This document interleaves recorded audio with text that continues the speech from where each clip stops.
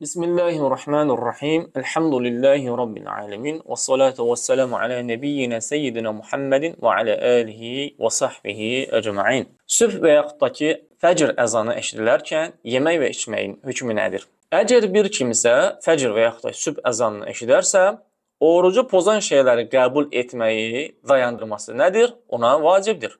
Çünki artıq fəcr vaxtı onun üçün bəlli olmuşdur. Necə ki, Allah Teala ayədə belə buyurmuşdur. Estaizu billah və kulu veşrabu hatta yetəbəyyənə ləkumul xaytul əbyadu minəl xaytil əsvədi minəl fəcr. Sübh açılınca ağ sap qara sapdan fərqlənincəyə qədər yeyin və için. Daha sonra isə səhih hədisdə belə gəlmişdir, belə varid olmuşdur. Və kulu veşrabu hatta yuəzzinə binu ummi məktumin. Nə deyir hədisdə? İbni Ümmü Məktum azan verənə qədər yeyin və için. Yəni, o azan verdiyi zaman artıq yeməyin və içməyin.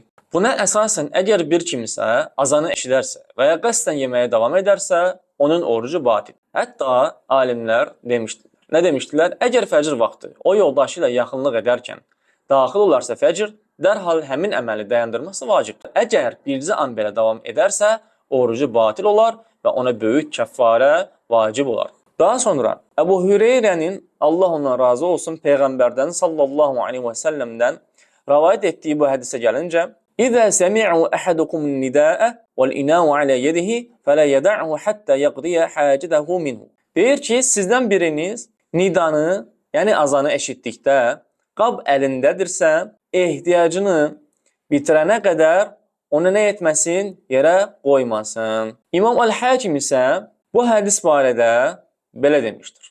Nə demişdir?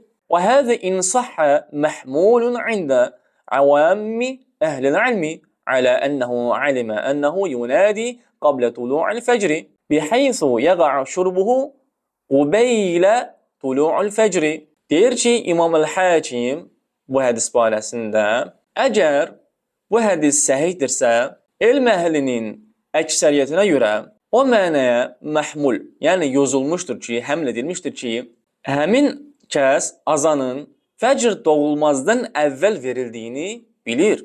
Belə ki, onun şurbuhu, yəni onun içməsi fəcrin doğulmasından azca əvvələ təvafiq edir. Bununla yanaşı, hədis əhlindən bir qrup bu hədisi zəif hesab etmişdir. Yuxarıda qeyd olunan ayə və səhih hədislə bu sonuncu hədislə ziddiyyət təşkil edir. Buna görə də onlar, yəni ayə və səhih hədisi ondan üstün tutmaq vacibdir və onu İmam Əl-Hakimin dediyi mənaya yazmaq lazım. Vallahu a'lamu. Allah ən doğrusunu bilir. Velhamdülillahi Rabbil alemin.